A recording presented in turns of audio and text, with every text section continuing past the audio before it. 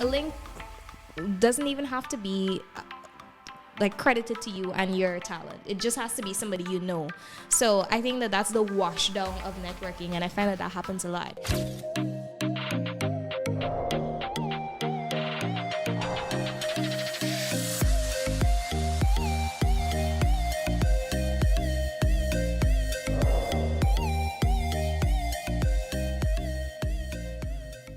Hi guys, welcome back to another episode of Balancing the Bars. I'm pretty sure at some point in our lives we've all been in a vulnerable position of where we had to figure out what career path we're going to follow or what are we going to study at a tertiary level. Today we're talking about a very important topic, especially to Guyanese culture, whether or not links, degrees, or networking are more important than the other. We are joined by our special guests, Sidney and Stacey, that are ready to share their thoughts on this topic with us today. Welcome, guys. Welcome to the panel. Thanks for having us. You're most welcome. All right, so right off the bat, we're asking a very important question. What do you think is more important, links, degrees, or networking? If I could jump in right off the bat, networking is very important for me, especially in my field of business. And today I'm wearing the cap of General Manager of Regal Designs Enterprise. What we do requires networking. In fact, I would say that oftentimes your network is actually your capacity as a business. So give you a scenario. If the ministry comes to me tomorrow and say, hey, we want you to do 100 t-shirts or 1,000 t-shirts within a specific timeline, we might not be able to do it internally, but I could guarantee with the networks that we have, it can be done. So I'm going to lean on networking. Networking. All right. Stacey, what about you? So, well, I have my degree, but I definitely agree with Sidney. It's networking that really drove my business and my career. And I mean, as a young entrepreneur, when I started, in spite of the fact that I did have my degree, very few people, asked me about that. What their interest was really about, who did you work with before? Are you a team player? Have you collaborated with others? Things like that. So along my path, definitely, I have to say networking was the driving force for everything that I've done so far. Okay. So it seems to be a common thread that networking, and I agree too, because I'm in the field of business, and in the beauty industry, networking is it for me. Having worked with some really amazing makeup artists such as Renee Chester and Susan, I feel as though who you work with kind of molds you to in your field. But we gotta be practical too. I find that in Guyana, links, or we call links, is kind of like an informal or less what's the word, a less let's just say less than networking. So a link doesn't even have to be like credited to you and your talent. It just has to be somebody you know. So I think that that's the wash down of networking, and I find that happens a lot. Abina, have you had any? I was going to jump in. Coming from, because everybody on the panel is an entrepreneur, but your girl works a 9 to 5. I do have my business on the side, but my focal point is my 9 to 5, and I'm trying to build my skills in digital marketing. And I found that for me, while previously a degree was very important, because they would always ask, what have you studied? Where have you studied? That was important. And with the job that I'm currently in, the question came up, but it didn't put that much focus on it. It was more of like, what do you know and how can you get the work done? So I feel like although all three are important, at the end of the day, you still have to have the practical skills.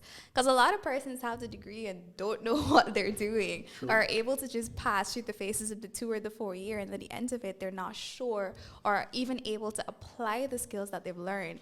Links can only get you so far, because if you get your foot in the door, you still need to be able to perform. Yeah. So I feel you said an important thing, sorry to cut you, in terms of getting a foot in the door. A lot of times we have the skills, we have the competence, but we don't get a foot in the door, and I feel like that's where links come in, right? I spoke about your network being your capacity sometimes, but that capacity can't come true unless you have somebody to get you a foot in the door. And I feel like a lot of times, especially for small business owners, you need that link. because the large corporations, the ministries would not necessarily consider you unless somebody gives. vouches for you. And I've Exactly. had that same experience too, because I mean, my entire business is sort of built on linkages and networking, you know, and I found at the beginning it was difficult to get my foot in the door unless, you know, there was some linkage initially. But as the business grew and we got more people on board, it improved, you know, and we started to network more easily with people. So I agree. Yeah, sorry for cutting you though. So is your network your net work? Is it possible for you to, and especially in our climate, being a Guyanese, is it possible for you to climb the ladder without assistance? Do you guys think so? I think it's very hard to. Yeah, I agree. In addition to saying that your network is your net worth, there's something that I usually say. I say network is not just a skill, but it's an asset. Right? And again, if I were to look at the scenario that I gave you guys earlier of somebody coming to me and say, hey, I want you to do 1,000 t-shirts. If persons know how the ministries operate, they would come to you and they would say, hey, send me a code to do X, Y, or Z. And let's say, for example, we say, you know, it's going to cost you 5,000 US or $1 million Guyana dollars to do those 1,000 t-shirts. What happens as a business, you're expected to do that, and then maybe a few months after you get paid. But in the case of a small business, you might not have 5,000 US to start with. So your network becomes your asset. I could go to X, Y, and Z and get this exactly. done. I could go to a client. I could go to one of my suppliers and say, hey, this is what's happening, or an investor. And I could latch on to that opportunity because of my network. Yeah, absolutely. And I think with regards to networking as well, and you mentioned it earlier, oftentimes we get projects, and depending on the scope of the project, collaboration, you know, helps us to push it forward. The quality of work is better when we collaborate with others in our network. So absolutely, you know, I'm all network. I'm all team network. Yes. So I feel as though everybody at the table, and sorry for cutting you, Bina, don't lose the thought. Everybody at the table has a different experience to bring to our viewers because of the different types of businesses that we're in. I'll start. I'm in the beauty industry. Aside from actually doing makeup and facials, I also provide organic beauty products and skincare products. So it's unisex. Men also come into like, you know, I want this ingrown hair out my face, or these pimples are bothering me. What kind of business are you in? Well, my business is actually two-tiered because I'm in tourism.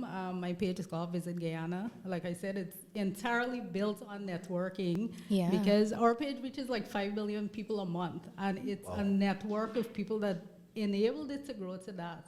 True. And my actual, I'd say, what pays the bills, we have a marketing company, my husband and I. And again, at the beginning of that journey, it was very difficult for us because both of us were like from humble beginnings. We were starting from scratch. We had no resources. And we really had to build our network based on the quality of work that we pushed out. So as people started to get to know our brand and to see the quality of work, they also started sharing with their network. Okay, these people are capable of doing this job. And, you know, that's how it grew, really. Yeah. So, Sidney. Before I jump into what I do, Dahlia, when you spoke about a pimple just now, I saw you look directly at me. So First of all, your skin is flawless. I don't even Thank see you. whitehead and blackhead, so no need to worry. Thank you. So to speak about what I do, I think I spoke about being the general manager of Regal Designs Enterprise, which is a printing and branding company. But more recently, I would have launched my second business, which is Regal Consultancy Services. And of course, that organization provides services such as strategic planning, proposal writing, research, and the list of other services that you guys could go check the Facebook page. Yes, promotion. Hit us up. Yeah, Abina, tell us about your business. So I'm essentially focused on digital marketing and graphic design, ASG solutions. So what we essentially do is bring the light to your business. If you need graphics for social media, you need graphics for print, we essentially add the creative flair that you would need. And logos too, because she made a really nice logo for me. And I feel as though because it's different areas of business, there is a different, even though that we all agree on the networking, we realize that people require different things just because of the field that we're in. And you find that if you jump from construction to beauty or from printing to graphics, it's a different ball game. True. It's a totally different ball game. And I don't think that we should undermine the importance of the degrees. And it's more than just the formal education. It's the informal education too, the experience that you garner from just putting the time in to learn more about your field. And this, I feel, is never ending. For me, every day I wake up and I learn something more about what I do and how I want to grow. I think one of the things, and Abina mentioned it, in a 9-to-5, like if you're looking for a particular 9-to-5 job and you send in a resume, the focus is more on your formal qualifications. Do you have a degree? And if you're an entrepreneur, it's more like, what skills do you have? What network do you bring to the table? And then I think in addition to that, because of social media and YouTube and access to all of this online learning that's not necessarily formalized into a degree, people now have all kinds of skills that they can hone in on. You know, really good skills, really good training that's available online. So I think all of that has an impact on the topic we're speaking about, degree or networking and linkages. If I could just jump in quickly, and I want to piggyback off of what you said, Dahlia. You spoke about, especially as you move from sector to sector, what is required is different. And I found that to be particularly true when I focused on my consultancy, right? I would say instead of a degree, persons are more concerned about competency. And I feel like the degree is proof that you're competent in a specific field. Because like, for example, when we talk about researching, or we talk about proposal writing or project management, these are certain technical skills that you need to have. And I feel like a lot of times a degree or a master's or a PhD is a good indicator that this person might have. And you're committed to. No, that's a great point. And I mean, if you're a physician, a doctor, there are certain fields, pharmacy and all of that, you know, it's essential. Yeah, like I'm not going to trust you with the surgery if you're not a surgeon. Right, so great point. So definitely what I've noticed in my own experience, I feel like when I switch hats from the program manager of Regal Consultancy Services to maybe the general manager of Regal Designs, I see where these skills are important. Of course, we still can't get around the importance of networking and links, but the degrees or competency is no simple thing. Yeah, that is true. But We've all highlighted what we feel is important to us for our personal growth. Yeah. But as a business owner, if you're hiring someone, who would you trust more? Or who, because I mean, your business is your baby. So who are you trusting more? The person that comes in through the door with links, or the one that has a degree, or someone that you know through networking? For me, I think it all depends on the position you're advertising for. In the case of my business, if I'm advertising for somebody to work in our marketing and advertising company, definitely I want to, like for example, we publish a magazine, a travel magazine, so we're looking for writers all the time. I would want to see, you know, show me some of the stories you've written, probably give you a topic and ask you to write about that. So while a degree may be in English or, you know, showing your skill in that area may be an asset, I have found, believe it or not, that most of the people that have written for us don't have a degree. They actually have creative flair, they have a great command of English, but the creativity behind what they produce has been amazing. So it all depends. Definitely, because I'm pretty sure you're not going to take that same person and put them in your finance department. So exactly. Exactly. It all depends on the post that you're looking to fill. Definitely. I recently hired my first employee. So I did that through networking because I saw her work at a place similar to my business before. And I think because of the conversations we had prior, before I even established myself in business, it could be real. So I was like, it was real. So I was like, why did you get fired? What are the things that you don't like from I don't want to call myself a boss, but a boss. All right.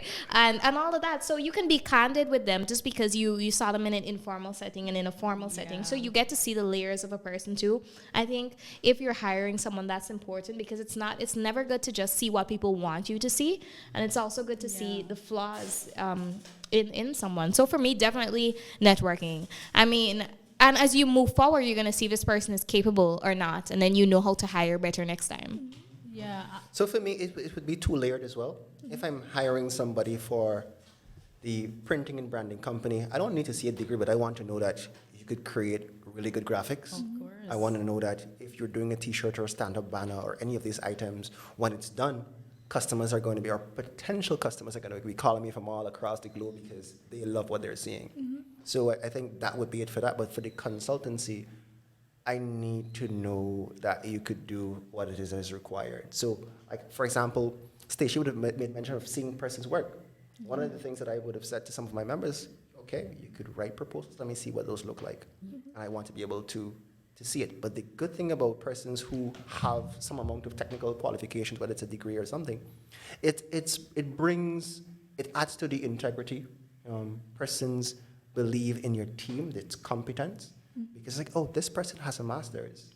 This person must know what they're doing, as opposed to if I have a team, we don't know what their capabilities are at face value, and then there's nothing to say, this is what they could probably do. So I think it depends.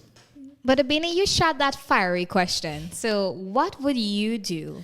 I think competence is very important to me. Yes, you would have to have your degree to say, well, this is what I affair with. These are what, this is what I studied. These are the skills that I have. But you still need to be able to show that you can actually do what you've studied. Because I've been in many situations where persons have the degrees and are not competent. And even personally, I have an associate's degree in computer science, but you cannot catch me coding. And I feel you. And those were the courses, like 2 or 3 of my courses was focused on that. So you have to be able to show that this is what I can do. And even if sometimes people have degrees and they would find a niche within that degree. So you as a business owner would also have to identify if this is the type of person that you want in your business and how can you help them foster growth in that specific area. Because we sometimes hire people for one job and we realize they're not doing it well, but they may be good at something else and we're quick to let go of them without realizing, well, okay, maybe I can put them in a different department or I can have them do something else. And see them blossom. Yeah. But I think we've scratched a pretty layer of this links topic. And in Guyana, I've seen, and just this morning actually, I was having a conversation with a very close friend of mine, and he was complaining about a boss of his, and he's working at a very esteemed company. And so he's saying that his boss can't even do subject and verb agreement, right? So that boils down to some of the basic things, and you're way ahead of me in the field. So let's talk about the ugly side of it that we often experience in Guyana. Have you guys have any experiences where you know that someone cannot perform, but yet still their pay grade is like whoop, right sky high above you? Or even not the and how do you pay deal? grade, even not even the pay grade, that they receive an opportunity over Yes. you. How do you deal with that? All of us probably have been there at some point. Definitely. You know. I'm laughing because I could think of quite a few persons, but I wouldn't dare say their names. How do you deal with that though? I feel like sometimes it feels like a personal attack, because I could tell you personally, I've applied for certain positions, and I've seen persons who I think I were more qualified, I had more experience, receive those opportunities. And you tend to think about other things. I saw you guys had another episode where you talked about certain other issues that might be underlying, and sometimes you tend to think that, It's that. Yeah. For me personally, experiences that I've had with regards to that is knowing that you're capable of doing a job, but it's given to somebody who is a non-Guyanese because the perception is they're better. That too. That's a big topic. Yeah, Sorry so for that- cutting you.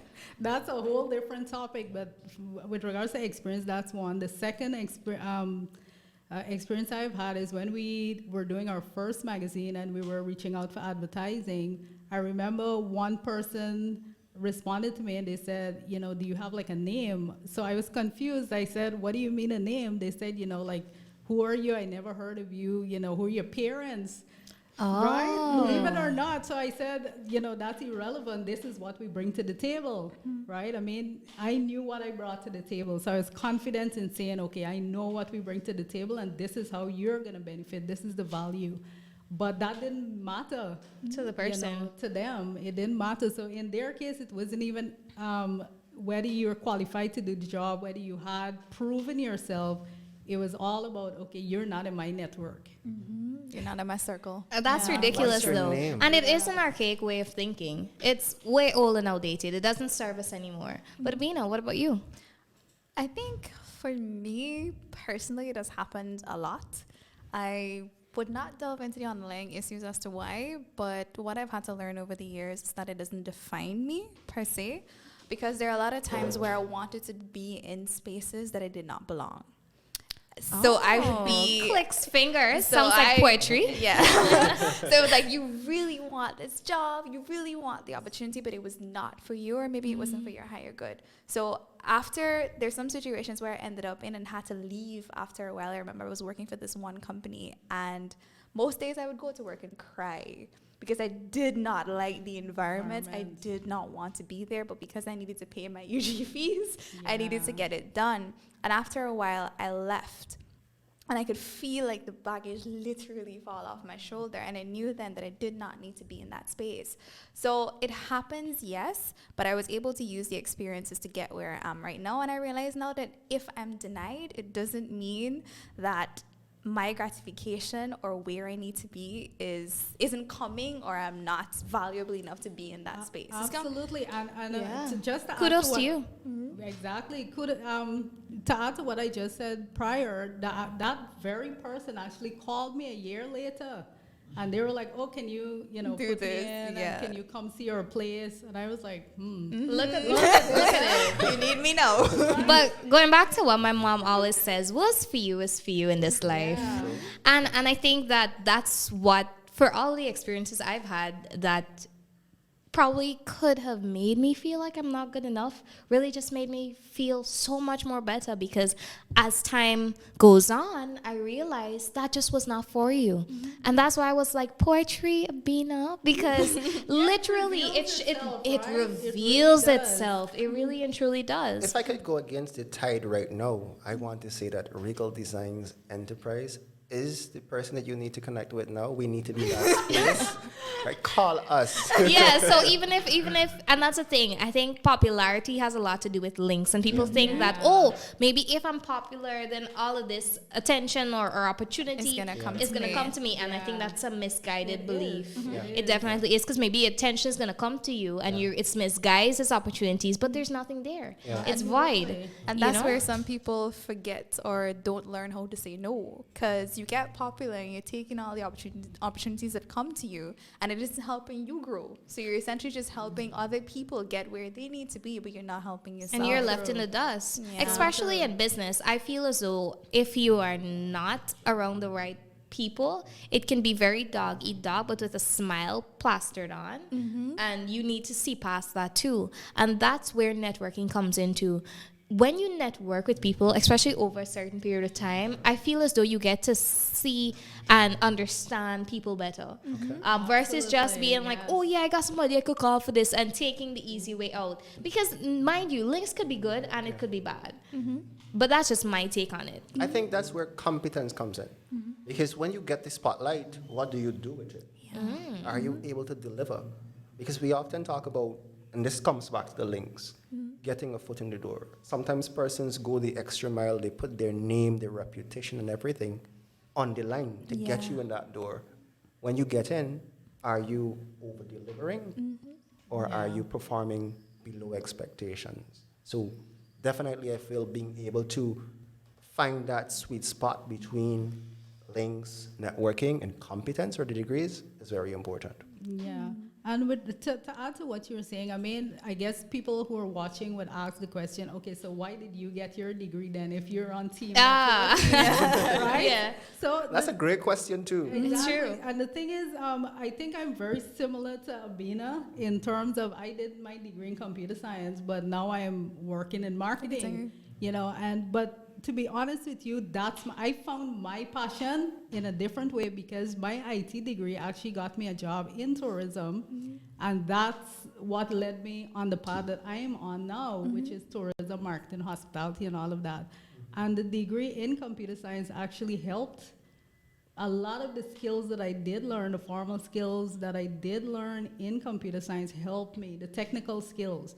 So really and truly, none of it was, all of it has value. The degree, the networking, the linkages, all had value.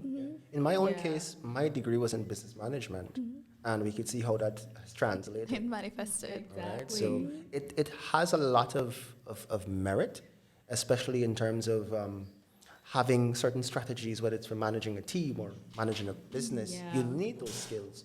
But I think when we address the issue of delivery of a service, I feel like it gets, what is required is different at that point. A passion comes into play, doesn't it? But go ahead. That's I think definitely it's important to find the foundation, but be open to change. Because you may want to study something this year, and 4 years from now, you realize that your passion changes or your path in life changes. So it's always important to be open to change and to always put yourself out there. Like, step out of the box. If you feel like it's time to move into a different environment, then do so. But maybe the degree is the getting started process of it. Because I'm currently at the university and I've met some really cool people. And that's where it starts, right? You put your focus on something, you invest your time, and you know that you're going to sure if you do the things the right way, get a degree at the end of it or an associate's degree. Yeah. And through that process, you meet people. And that's where your networking really, as far as I'm concerned, it started in nursery school. Because the people you meet along the way really do kind of shape you in a way. So maybe instead of us seeing these things in isolation, maybe there is a thread that connects it all. Of course. Definitely. And the reason I did my degree is because growing up, my mom always told me, education is the key to everything. And that degree actually opened the door for me to get the first job and find my true passion. So even though I don't work in IT formally, it was the IT that led me on the path to what I love. So I agree with you. There is a thread that, depending on the path that you take, it all comes together. So if there is a young, and this question goes out to all of you, if there is a young person watching us now who is diehard believing that, man, not no fear, it's only people who, got a certain amount of this and this and that, because, if you've seen social media lately, there is a meme right now, an ongoing joke about links and everything else out the window, right? So there are a lot of young people who believe that, and you're here saying, hey, if I didn't start this degree, then I would probably been master, dabbling in all trades, master of none. Yeah. What would be your advice to someone who's doubtful and thinks that maybe life isn't fair and I shouldn't have a degree? My personal advice is really it depends on what you want to do with your life. Like all of us mentioned before, there are certain careers that you have to go and get a degree for. You cannot escape it, right? And there are certain careers you don't necessarily have to have a degree, but my advice is there's always room to learn. Don't take me saying, okay, if there are careers out there, you don't necessarily have to get formal degree to do it. That doesn't mean I'm saying you don't go learn or don't be open-minded, don't look for resources online and all of that. Still read, empower yourself, surround yourself with people who have positive vibes or the same vibes that you want to be around or you're giving off. It's all depends on the path you want to take. Like I said, some of them require formal skills. You can't escape that. Some of them you can go online. You can do certain kinds of training that you don't need a degree. But like mechanics and different things. If you want to do construction, there are opportunities out there that teach you those skills, and it's not a degree, but you know what you're doing. at the end of it. So learning it all never depends. stops. I wouldn't tell anybody not to do this or not to do that. It all depends on where your heart is taking you. And one of the things that I've learned along my journey is to listen to your intuition. Right? You will know. Your heart will tell you where your passion is. And you need to pursue that. And you need to pursue it fearlessly.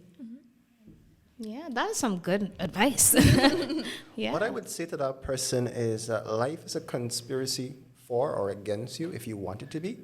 And what you need to do is give yourself the best opportunity to succeed. So if that looks like building your competence so that when someone calls your name, when the light is given to you or you're given the mic, you could represent well. Yeah.